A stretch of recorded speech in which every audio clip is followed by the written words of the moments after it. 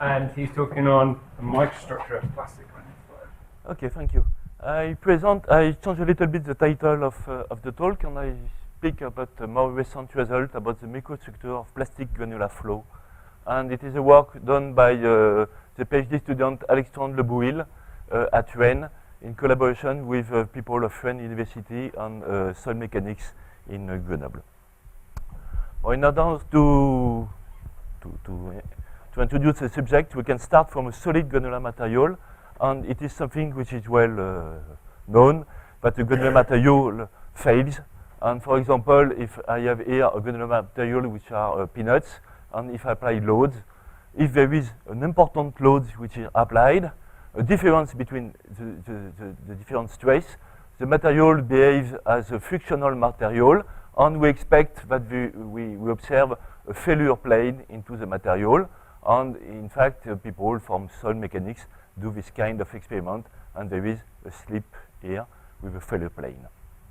It is the classical story, but if we want, I don't have the time for an extensive introduction, but it is not so clear in practice.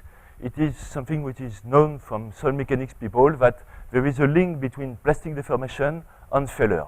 And in particular, there is this old study of Roscoe which shows that the shear bands are not given by the friction and the dynamics of the friction into the material, but it's rather a question of kinematic and geometry. So it is still a matter of debate. And for this, people try to look at what's happened, what are the deformations before the failure. And for example, it is a quite recent study of Jacques Desrues in France. People look at the deformation of a granular sample where they compress it, and at the final state they show that there is a failure, and before there is some noise, some plastic reorganization, but it is difficult to say something very clear from this. So in order to look at this problem, we look a little bit differently. I will present in this study a new apparatus which allows to investigate the plastic flow before failure. We will see that there is a microstructure in the plastic flow, and we compare the result with numerical simulation, and we interpret this result in terms of plastic event into an elastic material. So I will present the experiment, the experimental result, and the interpretation. So what we want to do, it is this experiment, but not with peanuts. We do a little bit more cleaner. So we want to do this, an homogeneous stress on the material, and to measure small deformation. And the solution for this is to do a biaxial tester with a light scattering setup together. The mechanical part, it is a quite classical biaxial tester. The only difference it is that we want to have a glass plate for visualization. So we put the material into a latex membrane. We applied a partial vacuum between the granular material and the outside, and this creates a confining pressure. And after, we push slowly on the material, and it is a setup, a photo of the setup. In the opposite of the front side, there is a plate. We push the plate in position, and we begin experiment by slowly pushing on the material. We do experiment with glass beads, and it is a plane strain setup. And for the deformation, we use an antideformatic technique based on light scattering. So the principle, it is our experiment, our setup here. We illuminate the sample, and we record the image, and what we observe, it is a speckled figure, which is interference in current light. And when beams move, the path of light inside the material evolves, and the intensity evolves. And we characterize the motion by measuring the correlation function of the scattered intensity. And it is a little bit tricky. Beads are not image. It is not a standard digital image correlation techniques. We measure motion. It is not clear to say if it is rotation, affine motion, random motion. It is not sensitive to stress. We measure motion and not stress. And we probe a volume of a depth of few bit diameters, and it is a very sensitive method. We are able to measure deformation at a scale typically 10⁻⁵. Relative deformation at the scale 10⁻⁵. So the output of the experiment, it is first a difference of stress, the difference between the two stress as a function of the strain, and it is a classical elastoplastic material.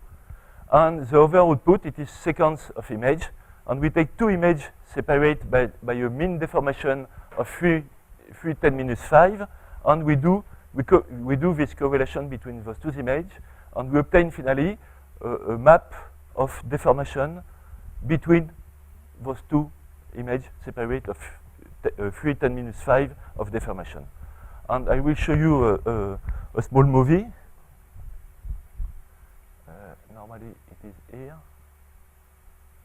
Okay. So the sample, we begin the loading here, and it is there is a gradient of deformation probably due to friction on the glass plate, and we begin to see a very intermittent activity. There is, when it is red, it is zone which reorganize. It is very, very intermittent, and maybe it is hard to see it, but there is a progressive structuration. Maybe I go a little bit rapidly. We begin to see small lines of deformation into the material. If we continue the loading, we see clearly different lines of deformation, which are kind of shear lines into the material. And finally, when we arrive to failure, we observe here two permanent shear bands which does not evolve during the loading. This it is failure. And there is two permanent shear bands. So if I come back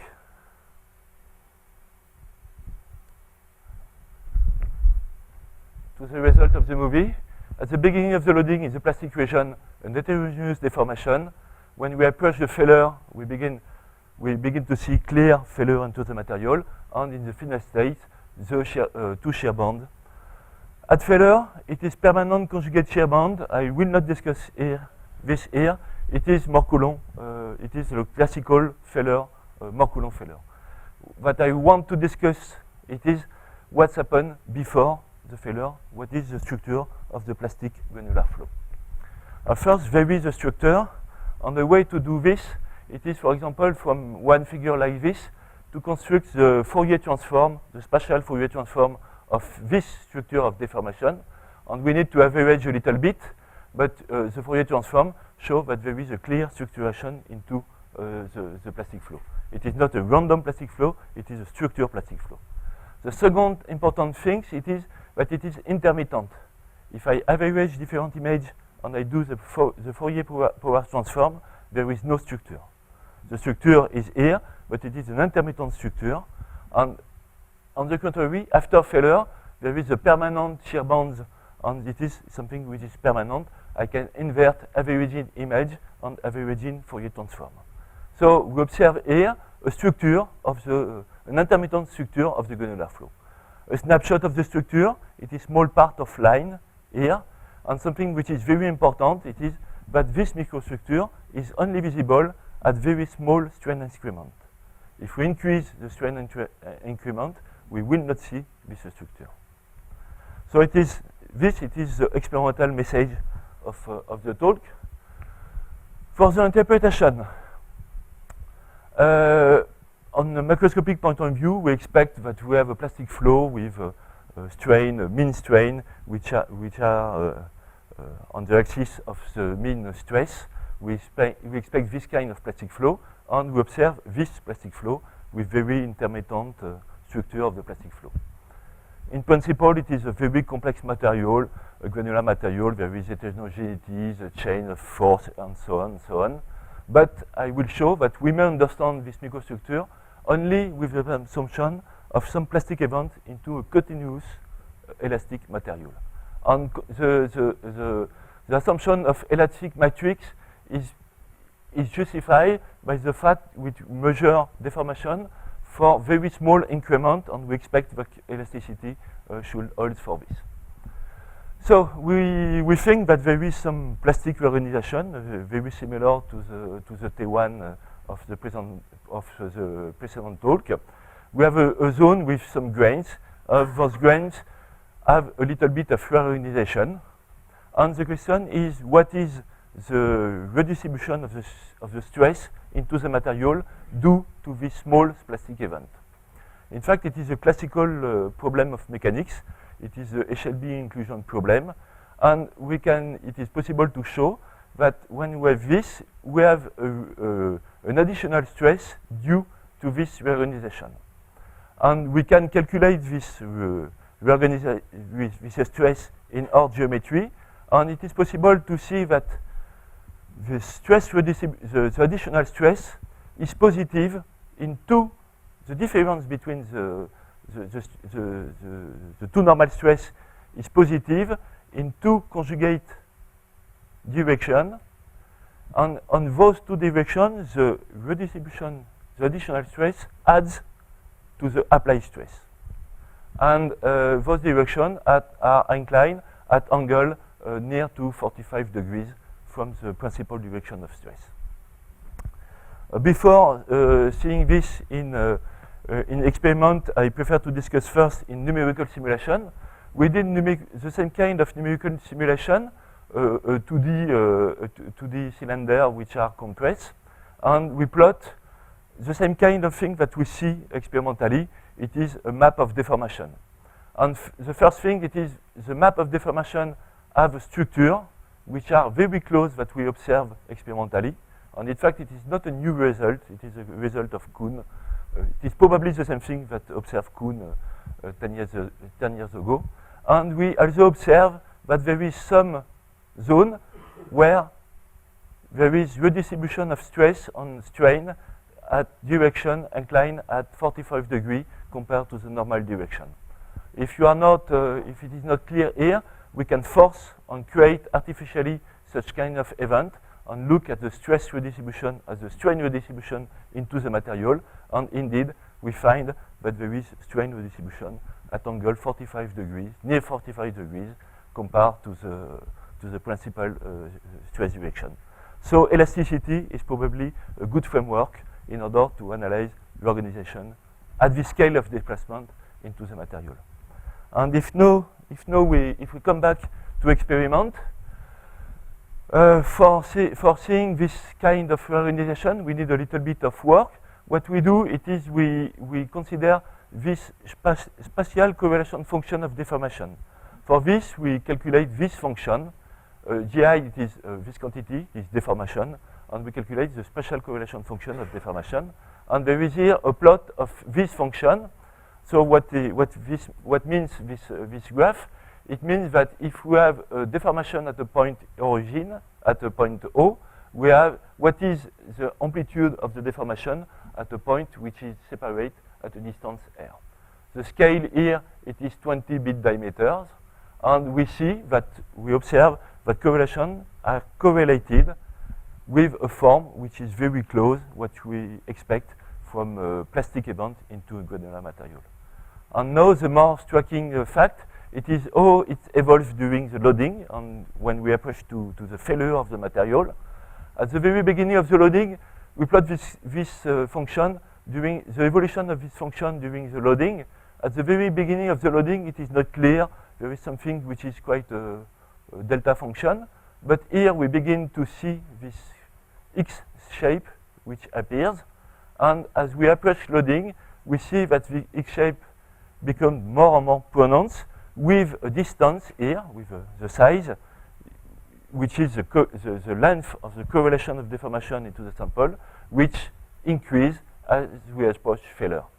But when between these pictures and these pictures, it is a microscopic plastic flow, granular plastic flow, and this, it is macroscopic failure. There is a discontinuity in the angle, and we are not able to go, there is a jump of correlation. It is not the same phenomenology. There is on one side plastic flow which goes and suddenly a failure with different angle and something very different. And the idea that we can have from this, it is in the pictures of reorganization. Reorganization are correlated on increasing distance. It is the observation. And in fact, it may be understood quite easily. A plastic event redistribute a little bit of stress in the material. So I have a plastic event here. It redistributes a little bit of stress into the material. It triggers another plastic event, which triggers another plastic event. And we indeed expect from this scenario that the correlation length of the deformation increase as we approach the failure. So it's time to conclude.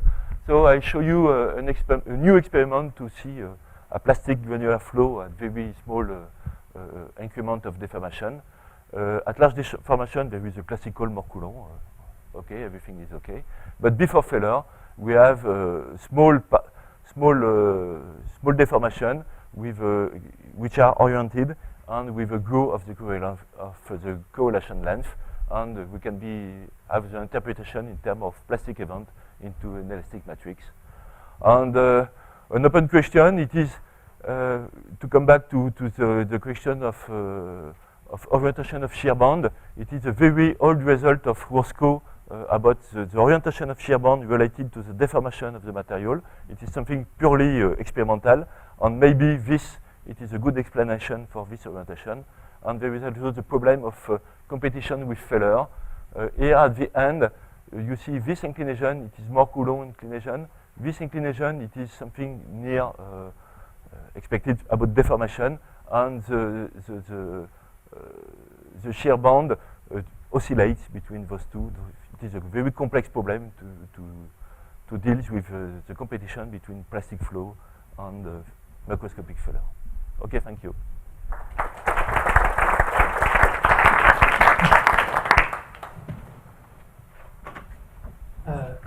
So you said that this continues the transition between your HLB-like Yes. crashes and your Mohr-Coulomb failure.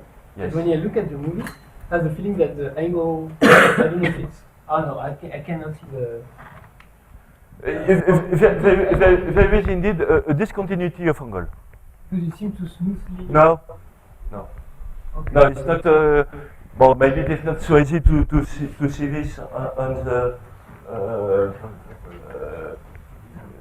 Here, there is two different angles. There is this angle, which is the Mohr-Coulomb angle, and there is other inclination, and it is not a continuous transition, but at certain point of the landing, the two orientations coexist. There is both orientation due to HLB and both orientation due to Mohr-Coulomb. But it is two separate populates of shear band. It is our opinion. I have a question related to the experiment. The wall induces some ordering in the third direction because of its presence. Yes. So is it truly a plane stress? That is, you might have rearrangements that go perpendicular to the wall. And is there a way that you can distinguish what happens? Because there might be a contribution to the third direction, if you like. No. What people know from solid mechanics, it is when you have the final Mohr-Coulomb failure. If you look, if you do post-mortem for the final state, for the final failure, it's okay. Here we don't know. We look. It is not really a surface measurement, but we don't have any idea. Probably the glass plate, the friction coefficient is not very important compared to the internal friction angle, so we can expect that there is no very important of the friction at the glass plate. One more question. So just the orientation of those microfracture, are they depending on where you look at? Are they changing in space a bit, or from the movie it seems like it's... No, it is. We need to average, and we did not try to look at different place. What is the? No, difficult to say experimentally. It's curved like that. No, not really. If you look on small zone, the curvature, it is rather small incline. It is something like the impression of curvature. It is maybe something which is some kind of lines which are aligned at the same angle, but a little bit tilted. And you have the impression of curvature, but if you look microscopically, not so much. Okay, so second speaker one more time.